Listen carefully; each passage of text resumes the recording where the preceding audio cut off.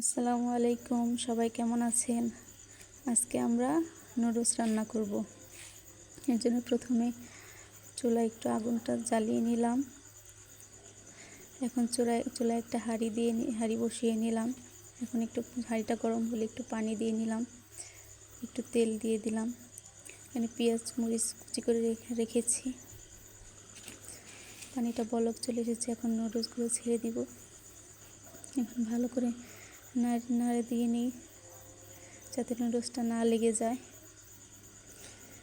নুডলসটা ভালো করে সিদ্ধ করে নিতে হবে। এখন নুডলস সিদ্ধ করা হয়ে গেছে, এখন নামিয়ে নিব। এখন চুলায় একটা কড়াই বসিয়ে কড়াই গরম হলে একটু তেল দিয়ে দিব, তারপর পেঁয়াজ কুচি দিব। পেঁয়াজটা ভালো করে ভেজে নিতে হবে।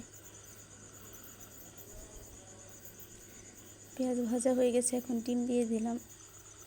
ডিমটা ভালো করে ভেজে নিতে হবে। পেঁয়াজের সাথে ডিমটা ভালো করে ভেজে নিতে হবে।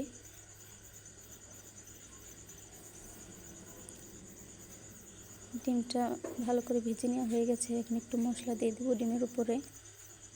মশলা দিয়ে আরও কিছুক্ষণ ভালোভাবে ভেজে নেব।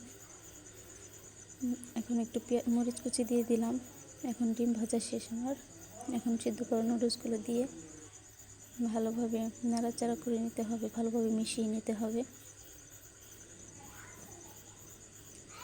নুডলস ভালো করে মিশিয়ে ডিমের সাথে ভালো করে নাড়াচাড়া করে মিশিয়ে নিতে হবে। এখন মশলা দিয়ে ভালো করে নেড়ে চেড়ে মিশিয়ে দিতে হবে, ভালো করে মেশাতে হবে।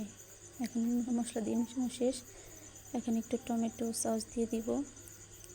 টমেটো সস দিয়ে আর কিছুক্ষণ ভালো করে মিশিয়ে নেব। তো মেশানো হয়ে গেছে, ভালো করে মিশিয়ে নিয়েছি। এখন আমাদের রান্না শেষ।